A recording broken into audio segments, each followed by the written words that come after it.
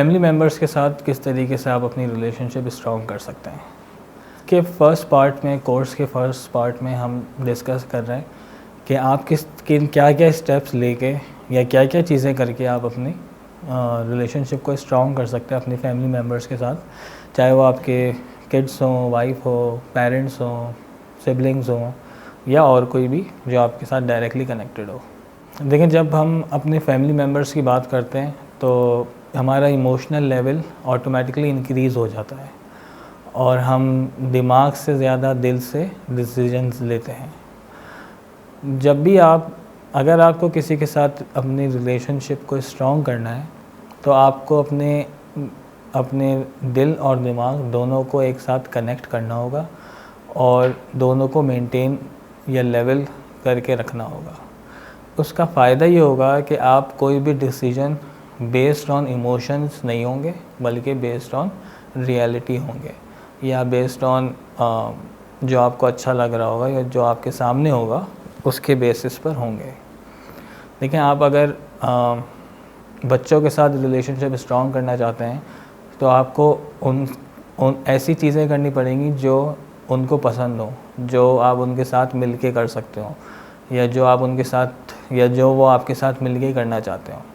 तो आपको दोनों चीज़ों का ख्याल रखना है कि आप वो काम करें जो उनको भी पसंद हो और उनसे भी वो काम करवाएं जो आपको पसंद हो। अगर आप खाली वो काम करेंगे जो उनको पसंद है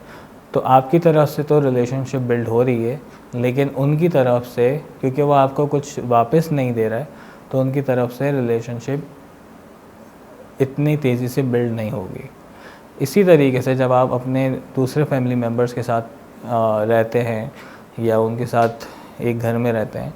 तो आपको इन चीज़ों का ख़याल रखना है कि आपका इमोशनल लेवल जो है ऐसा ना हो कि एक तरफ ज़्यादा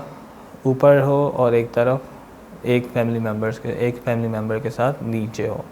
आपने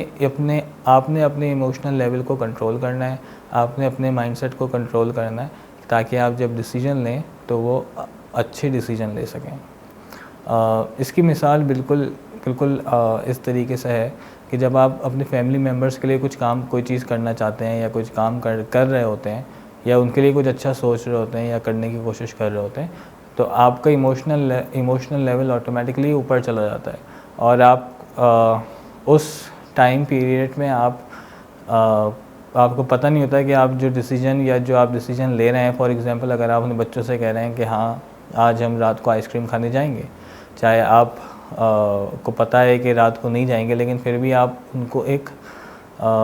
इमोशनली होके कि बच्चा रो रहा है या ज़िद कर रहा है आप उनसे कह रहे हैं, लेकिन आपने तो अपना इमोशनल लेवल में आके आपने उनको जवाब दे दिया कि हाँ हम जाएंगे, लेकिन आप जाते नहीं हैं। तो उससे क्या होता है कि आपकी रिलेशनशिप उनके साथ ख़राब हो रही होती है। आज वो हो सकता है आपको कुछ ना कहें, लेकिन बैक ऑफ द माइंड उनके ये बात चलेगी कि आपने उनके साथ गलत बयानी करी या आपने उनको प्रॉमिस पूरा नहीं किया। तो इसलिए कहा जाता है कि जब आप फैमिली मेम्बर्स के साथ अपनी रिलेशनशिप स्ट्रॉन्ग करना चाहते हैं तो अपने इमोशनल्स को कंट्रोल में रखें और ऐसे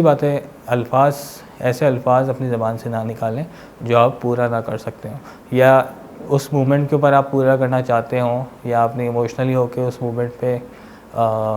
जवाब दे दिया हो कि हाँ मैं ये कर दूंगा, लेकिन आप वैसे वो काम आप नहीं करना चाहते हो या ना कर सकते हो। तो इस चीज़ का ज़रूर ख़याल रखें कि जब आप अपने फैमिली मेम्बर्स के साथ रिलेशनशिप बिल्ड करने जा रहे हैं तो अपने इमोशनल लेवल का ख़याल रखें, अपने माइंडसेट का ख़याल रखें कि आप उनके साथ क्या चीज़ें डिस्कस कर रहे हैं, क्या बात कहने वाले हैं, क्या प्रॉमिसेस आप उनके साथ कर रहे हैं। क्योंकि जो प्रॉमिसेस या जो चीज़ें आप उनसे कहेंगे हो सकता है कि आप वो कहने के बाद भूल जाए, लेकिन आपके फैमिली मेम्बर्स को, बच्चों को वो चीज़ें याद रहें। और अगर आप वो पूरी ना करें तो उनके बैक ऑफ द माइंड में वो चीज़ चलती रहे कि आपने वो प्रॉमिस अपना पूरा नहीं किया या आपने वो काम पूरा नहीं किया जो आपने उनसे कहा था। शुक्रिया।